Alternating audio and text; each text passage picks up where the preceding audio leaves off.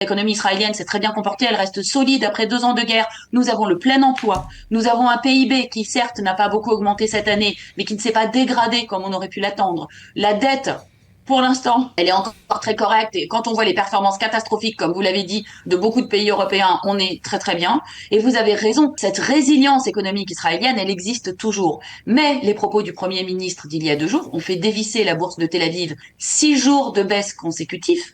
On est à plus de 5% de baisse et les marchés, c'est la confiance. Ça veut dire qu'il est important que les investisseurs qui mettent leur argent en Israël pensent qu'ils vont le récupérer. Un investisseur, c'est quelqu'un qui veut récupérer son argent. Il faut que les performances économiques soient au rendez-vous. Personne dans le monde n'aime un discours sur l'autarcie économique.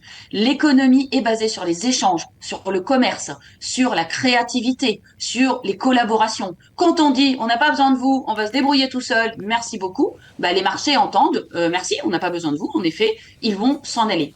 Donc c'est pour ça que ce discours a été si mal perçu.